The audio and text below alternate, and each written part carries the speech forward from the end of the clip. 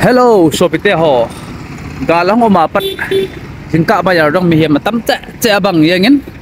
Tule hotel ya kai hong ha anip tinen khang ce yang jelai yang he masanga chu piha carpentry furniture siam nai hin. Tua hi hotel cha hotel puri sabji hotel ki show ai tan na. Ta belau tun anom mama jengin. Ai manager pu tawin. Abe wo mo puri liền de set abang ya. Đâu sir. Sebaik boleh ta. Apa?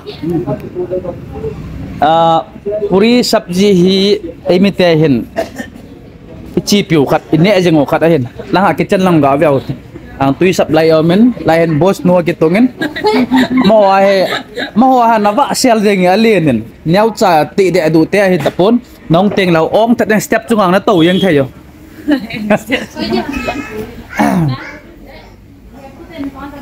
Apuri piece ang alien na midang to te dingin. Nong ne lau na va yên được. Ai gặp bên lau chân hào giống fresh thế na ki ball hiền. Thinh thang mây gas ki mang lau chinga ki hon hiền ya tùy đi sẽ hay tí cho cần phong đợi.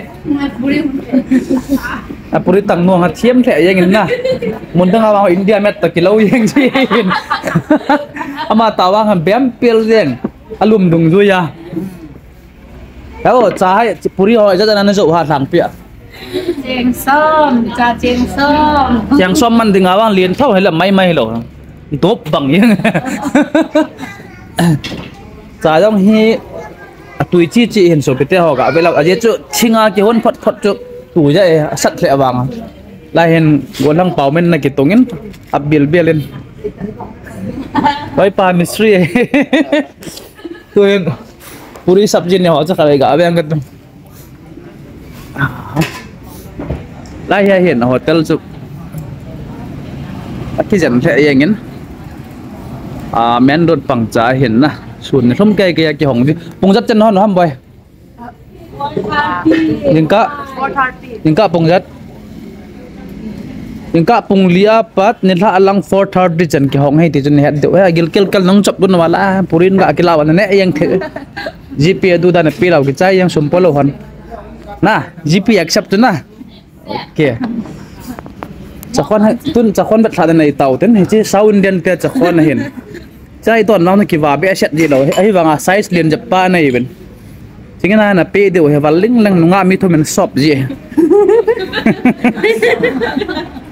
tui hết chứ ilim nong ki mu jeng len na quất bằng yang val set jeng lang kon thau khu dập jeng thau mình lâu để cái căng te wang to tapoi ti jo kan phong do theo first class na to na puri sabji ya kai first class nghe anh này nó first class at ki pa me ha panun nang mi sang nan supply jing do kan tiam mo anai lo be sa do fin ne sa ji bo lai nam pure na ding hong jingin yung ka hi to ki thonin ei le chan de ta han tuing ka vlog le sam sau update du ton sang boy sing soon ama ko ham boy ama hang go lang pa sol cha go na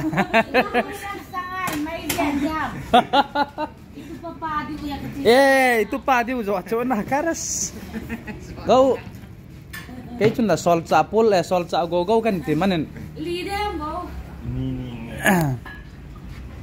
san cha dong go hả wong nói khát to abiu